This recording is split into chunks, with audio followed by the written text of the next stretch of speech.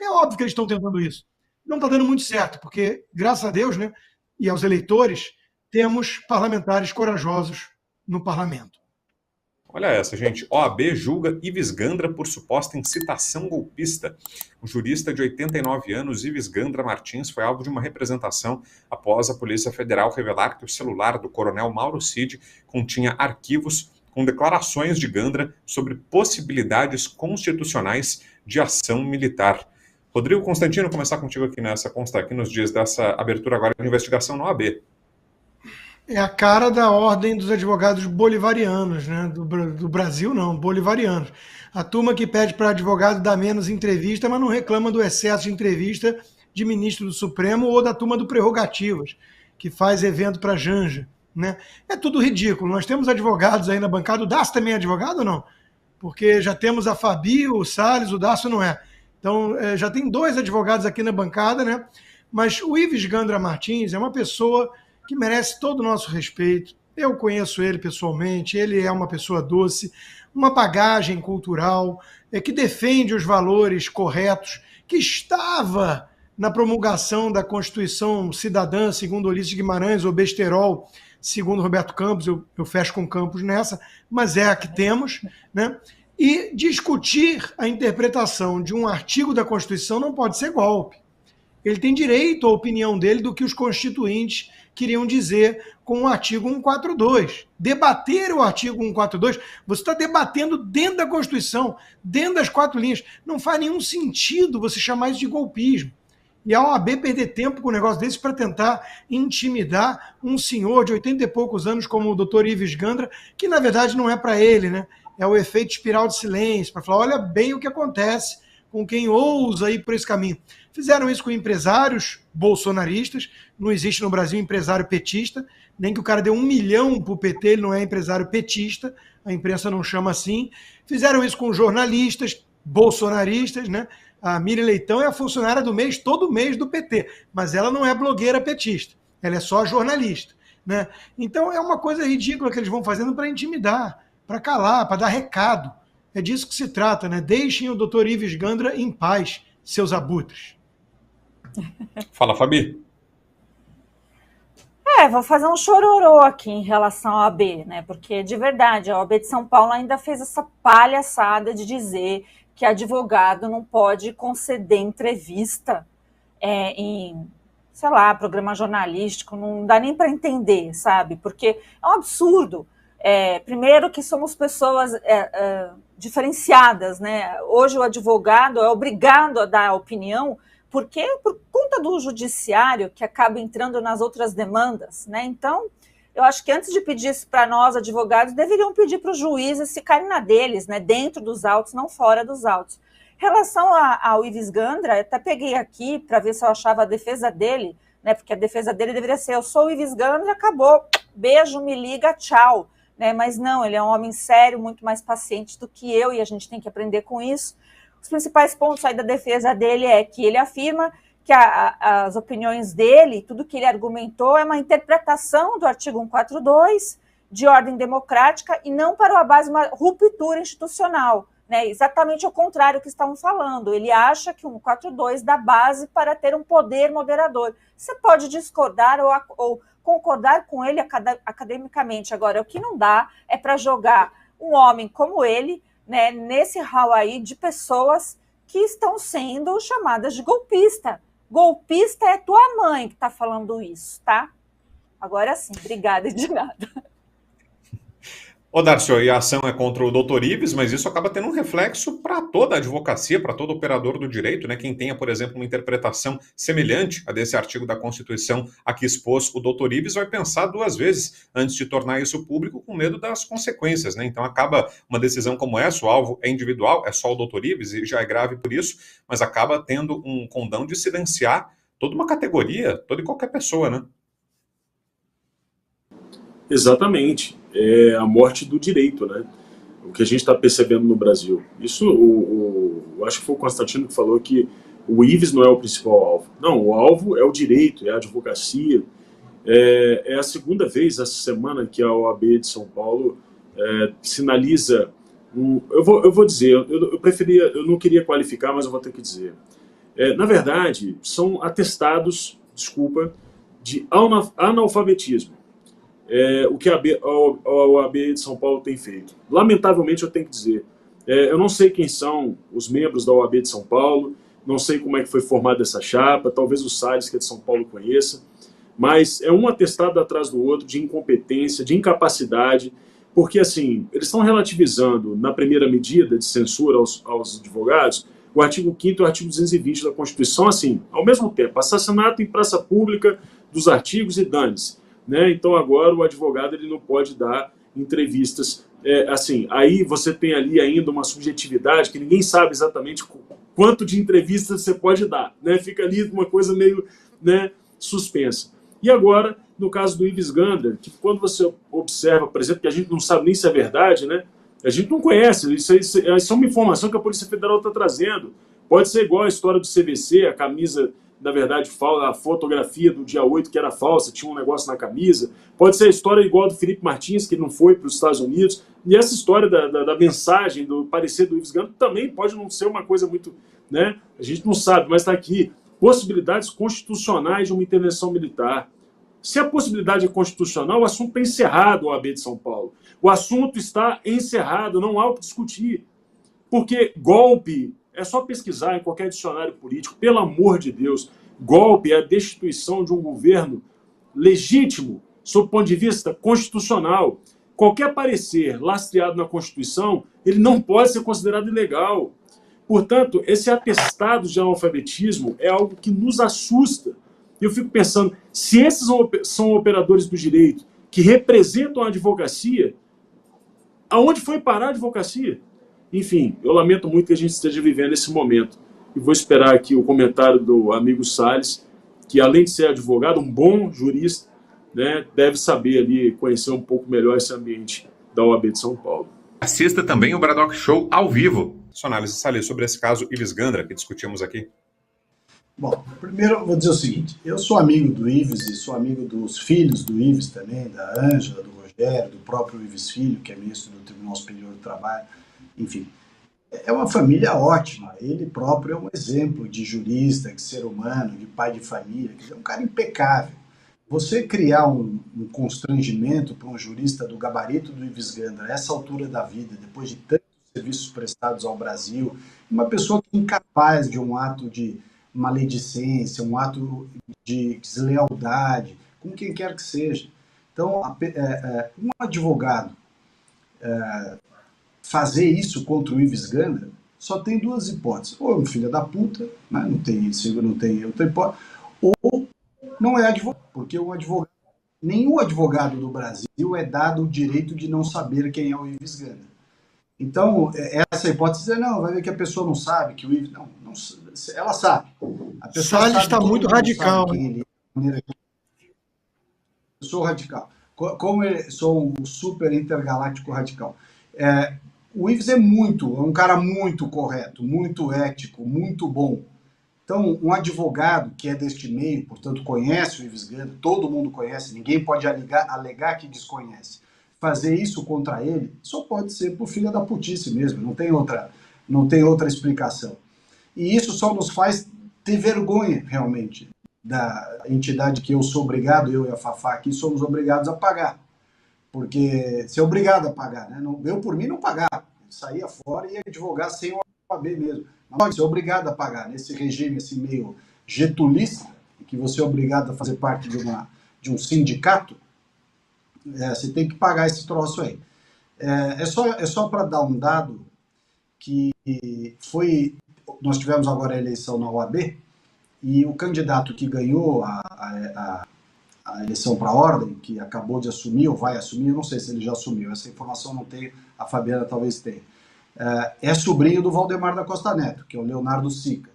Então, eu acho que tem um caminho aí para tentar botar ordem no coreto pelos deputados do PL, que é falar com o tio para conversar com o sobrinho, né? Porque, de fato, não tem cabimento esse tipo de atitude. Então, pelo menos que sirva para isso, tal da relação de parentesco, para botar um freio nessas barbaridades com o coitado do Ives Gandra, de 90 de idade.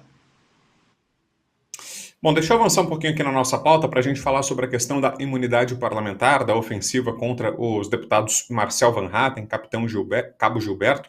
Ontem na Câmara tivemos aquela fala dura, né, do deputado Marcel Van Hatten, e aí já veio a resposta do diretor-geral da Polícia Federal. Andrei Rodrigues rebateu, nesta quarta-feira, as críticas do presidente da Câmara dos Deputados, Arthur Lira, sobre indiciamento de parlamentares. Segundo ele, segundo o chefe da PF, o descontentamento do Congresso não terá efeito na atuação da Polícia Federal. Ele diz o seguinte: não há nada que vá afastar a PF do seu eixo de atuação. Nossa garantia não é a opinião de quem quer que seja, é a lei, disse ele durante um café da manhã com jornalistas promovido na sede da PF em Brasília.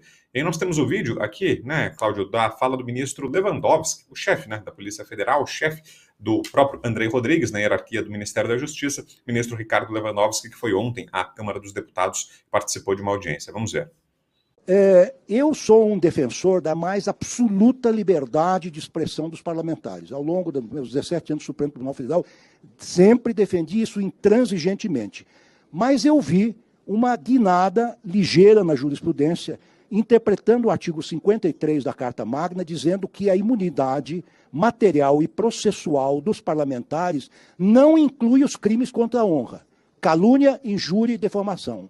E o Supremo interpretou isso dessa maneira, até eu participei desta votação, neste sentido, até em proteção da própria atividade parlamentar. Eu disse lá no Senado que parlamento vem de parlare, do latim, vem de conversar civilizadamente. Se os parlamentares começarem a se ofender mutuamente, né, cometerem crimes contra a honra, agredirem os seus colegas, então isso não está coberto pela imunidade. Então, eventuais ações nesses inquéritos, nesse sentido... Qual é essa jurisprudência que eu nunca vi?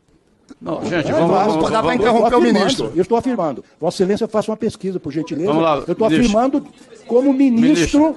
Como ministro. Não, cabeça não. Não, tudo bem. Estou respeitando Vossa Excelência, também exijo respeito. Vamos lá, bem? ministro. Bom.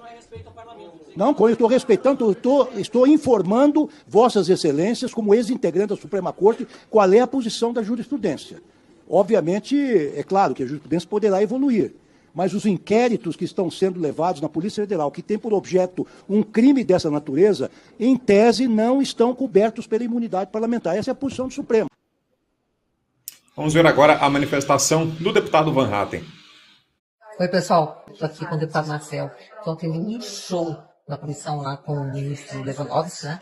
Falou o seguinte, desafiou lá o diretor da polícia, me prende agora se eu estou cometendo crime. Coerência, prende agora e flagrante. Com a lei, óbvio, não prendeu. E como ele disse, covardia só age na sombra.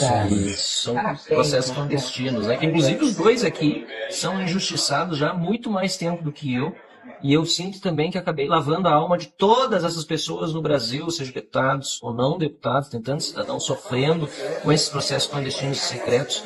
Eles agem nas sombras, mas aqui na frente, nas luzes, eles não têm coragem, porque isso se chama covardia. E a escuridão, Marcelo, ela só existe enquanto não há coragem que se jogue luz em cima. E agora isso está acabando, porque a população também acordou. Então eu agradeço a vocês pela inspiração. Vocês me dão todos os dias, vocês estão lutando há tanto tempo contra essa tirania e a gente está junto, Bia. É isso, parabéns, cara. Bom, vou ter que voltar aqui com os advogados da bancada sobre essa reinterpretação do Instituto da Imunidade Parlamentar. Começar contigo, Fabi, que nos disse? Bom, eu costumava chamar o Lewandowski de Levantrevas. Vou voltar para o apelido, porque ele mentiu descaradamente. Né? A jurisprudência que ele citou realmente existe, mas considera, de repente, a ofensa, mas fora do parlamento. Agora, dentro, se ele quiser, mas tocar o terror, literalmente ele pode, né? O parlamentar. Então, ele está mentindo. Eu queria mesmo que ele apontasse agora essa jurisprudência, porque jurisprudência é algo que aconteceu no passado, ele vai ter que dar seus pulos aí para poder inventar uma sandice dessa. E queria fazer uma explicação que até fiz no meu Twitter, ou no X, que acho interessante, que na Constituição de 1969, ou seja, a Constituição que para esses caras aí era a Constituição bandida, onde tinha um regime autoritário, militarista, blá, blá, blá, considerava exatamente isso, que a imunidade parlamentar, ela ia até a ofensa à honra. E aí a gente lembra também de outros casos que tem a ver com honra, né? Ontem alguém no chat falou o caso do Doca, né? Um caso antigo lá que ele matou a mulher pela defesa da honra. Então, esse pessoal está muito atrasado, porque quando veio a Constituinte, que acabou fazendo a Constituição de 1988, deixou claríssimo lá no artigo 53 que é quaisquer, essa palavrinha quaisquer vem por conta disso, para sanar, para interromper a história de que parlamentar não poderia falar porque está ofendendo a honra de alguém. Em países mais evoluídos, nem se considera crime contra a honra. Nos Estados Unidos, por exemplo, não tem crime contra a honra. Você xinga quem você xingar, né? E as pessoas respondem da forma que tem que responder. Agora, se for uma ameaça, né, uma apologia de um crime mais sério, o problema é que eles estão ainda jogando tudo isso para um outro tipo de ralo. Quando não se consegue colocar em crimes contra a honra, que é crime pequeno, que não dá nada, né? Na verdade não dá nada, só está dando agora, eles acabam jogando lá nos atos antidemocráticos. Por quê? Porque a interpretação é aquele, né, o senhor do Brasil que deu, e tudo cabe ali. Porque quando a norma é aberta, a interpretação serve para eu pegar os inimigos, que é o direito penal dos inimigos, aí vale tudo. Então é por isso que o Lewandowski está tão folgado, e por isso que o Marcel falou, é o mínimo, né? Só que deveria ali todos os outros se levantar e obrigar primeiro o Lewandowski a apontar essa jurisprudência, dar um número, e depois outra, todos se retirarem ou alguma coisa um pouco mais forte, né? Porque não é só o Marcel que está passando por isso, todos os brasileiros estão, né? Então é disso que a gente precisa, dessa exposição. É muito mais do que lavar a alma, né? É lavar a cara dessa gente que não está nem aí com o Brasil. Vou contigo então, Darcio. O que me surpreende é a ausência de meia-culpa. É o fato de que o diretor-geral da Polícia Federal ele é incapaz de admitir que a Polícia Federal pode cometer falhas. Então eu aponto algumas.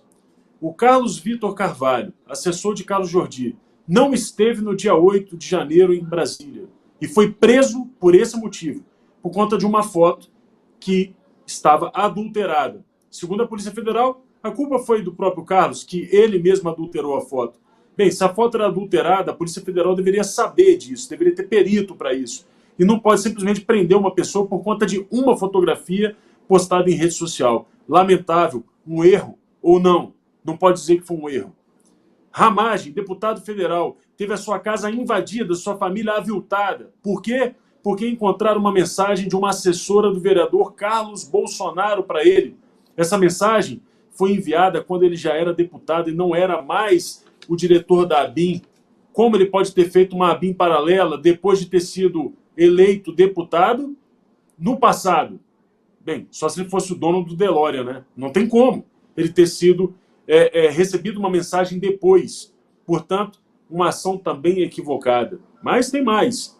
Felipe Martins, preso por ter supostamente deixado o país. E o relatório da Polícia Federal estava errado, ele não deixou o país. Portanto, a Polícia Federal deveria ter pedido desculpas. Não fez. E mais ainda, Sérgio Tavares, detido ao entrar no Brasil, prestando depoimento, e depois a Polícia Federal deu uma desculpa de que fez isso porque ele estava vindo a trabalho. E existem aforamentos internacionais que garantem a entrada de jornalistas. Portanto, a Polícia Federal falhou na detenção e falhou depois nas desculpas utilizadas. Quer dizer, então, que agora o diretor-geral da Polícia Federal vai enfrentar o presidente da Câmara para poder dizer que ele não pode sofrer qualquer tipo de crítica e que os deputados continuarão sendo perseguidos porque esse é o trabalho da polícia? Desculpa, a polícia comete erros e já passou da hora do diretor-geral da Polícia Federal, no mínimo, dizer que vai procurar corrigir esses erros. Essa responsabilidade é de todos, é do Lula, é do Lewandowski, mas é dele também. E já passou da hora dos parlamentares procurarem os senadores, dos parlamentares da Câmara procurarem os senadores e encontrarem uma solução jurídica para isso. Afinal de contas, o diretor-geral da Polícia Federal não pode nem ser convocado. E eu acho que já passou da hora dessa legislação mudar. Porque se continuar do jeito que está, é melhor chamar de NKVD, ou de KGB, ou de Stasi, ou de qualquer outra coisa. Porque essa polícia aí já não é mais polícia de Estado, Vitor Brau. Rodrigo Constantino, agora sim, queria te ouvir sobre essa reinterpretação do ministro Lewandowski, que ele diz que imunidade parlamentar não abriga crimes contra a honra. É óbvio que eles estão dando um jeitinho, né, para justificar a perseguição política e o uso da Polícia Federal como instrumento desse sistema corrompido, né? Vamos lembrar que o Ramagem não pôde virar diretor-geral da Polícia Federal porque era próximo do Bolsonaro. E agora está o Andrei aí mentindo, né, dizendo que segue só a lei e não opiniões políticas. É mentira. Inclusive, ele se negou a prestar esclarecimentos para a Folha de São Paulo, na coletiva de imprensa, porque a Folha andou fazendo uma análise aí que ele não gostou, né, do relatório que a PF, nessa ala Gestapo, produziu em relação ao golpe. Vamos lá. O que o Lewandowski está dizendo, em essência, é aquilo que o André Marcília resumiu bem.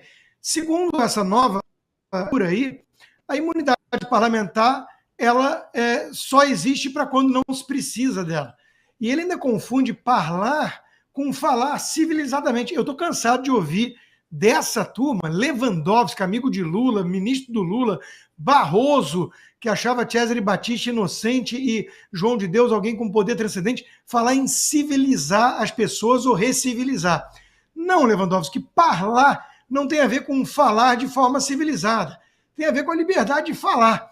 E doa a quem doer. E se sentir ofendido, tem os mecanismos previstos na lei para isso.